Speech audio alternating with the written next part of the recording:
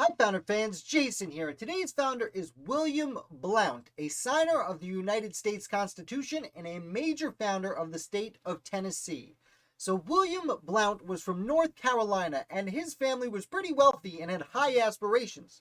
When the Revolutionary War breaks out, several of William's brothers sign up for and become officers in the Continental Army. Now, Blount himself actually joins the army as well, but he joins up as a paymaster and serves for a while actually under Horatio Gates. Now, by 1781, he resigns from the army because he was elected to North Carolina's state assembly.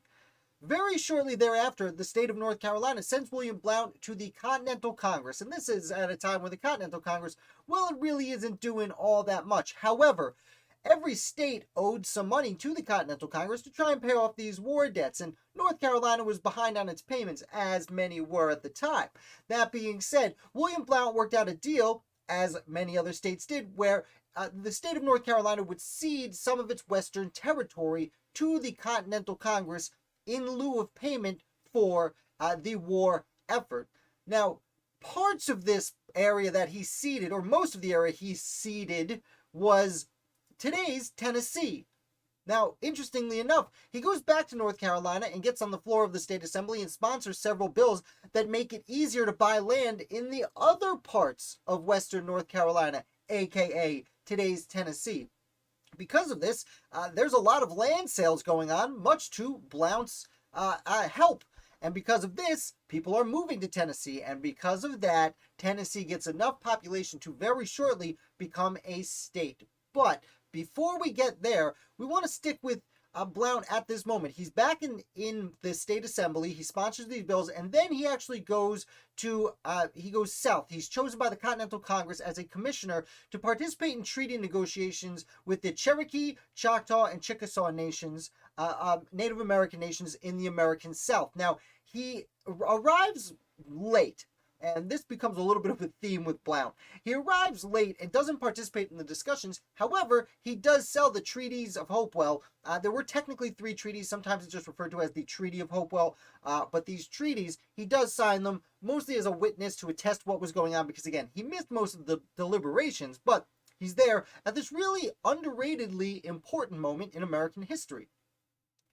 From there, he goes back to the Continental Congress, which is meeting in New York, and then North Carolina elects him to the Constitutional Convention. So he goes back south to Philadelphia, hangs out at the Constitutional Convention for just a little while, doesn't really care to help. He sends a copy of the initial plans to North Carolina's governor, Richard Caswell, which was against the rules. They were meeting in secret.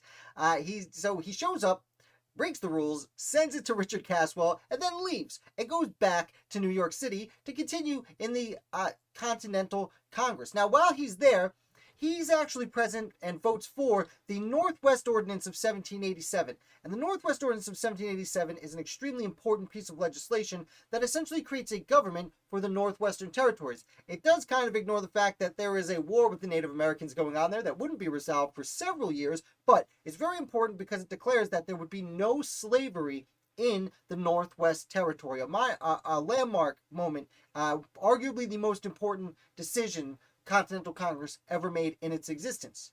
Again, this is happening as the Continental Congress is going on. So William Blount, as the Constitutional Convention is going on.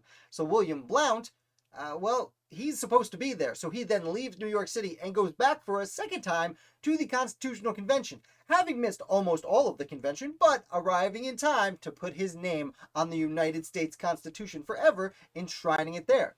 Now, as we said earlier, he had made it very easy to buy land in what we now know as Tennessee. So, about this time, new President George Washington decides to choose William Blount as the first governor of the Southwest Territory.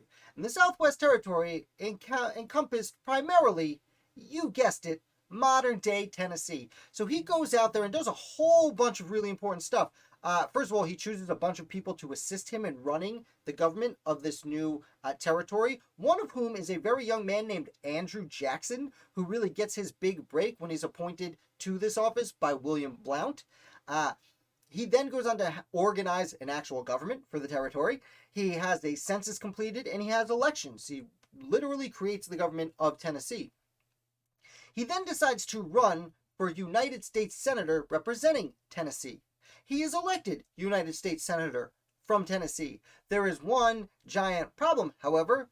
Tennessee is not yet a state in the Union, so they can't have a senator. So William Blount's really only job in this fake position is to go to the United States government and act as an agent for the people of Tennessee, attempting to get Tennessee recognized as a state. And he finally does on May 31st, 1796, where William Blount should be given a gigantic amount of credit for being a major one in not only establishing the Tennessee government, helping people move to Tennessee, but getting Tennessee recognized as a state. And I will note that immediately after this, they have elections, and that young man he had helped a few years earlier, Andrew Jackson, is elected as the first representative in the House of Representatives from Tennessee. Again, thank you to Blount's support. Blount goes back to Tennessee. He creates the capital, which he names Knoxville after his friend, technically his boss when he was governor, Henry Knox. And then things start going a little poorly. You see, Spain was defeated by France in the War of the Pyrenees. And at this point, New Spain is west of the Mississippi, has control of Louisiana. But now that France won, France takes over this territory. And this is also about the time that quasi-war with France is about to break out. And there's a lot of fear about what France might do. They might shut down the Mississippi to access from the Americans, which, by the way, it took a very long time to get Spain to permit America to use the Mississippi. So, at this point, he discusses with Great Britain. He has secret negotiations with Great Britain, trying to decide if Great Britain would help invade New Spain before the French could actually take over. Unfortunately, people find out about this, and it doesn't go great. He's accused of treason, and since he was still a senator, he faces impeachment. This is all on top of the fact that the land speculation market, which he had been investing heavily in for a long time, as many founders did, the land speculation market collapsed, and therefore he went bankrupt. So suddenly he's facing accusations of treason and impeachment and has no money. So what he decides to do is skip bail and run back to Tennessee, where the people still consider him a hero.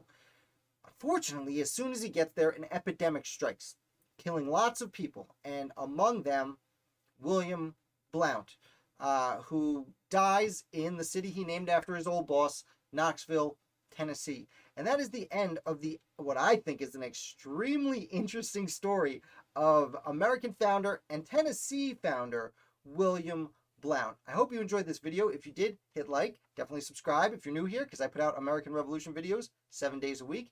Thank you for watching, and I'll be back with another founder for you tomorrow.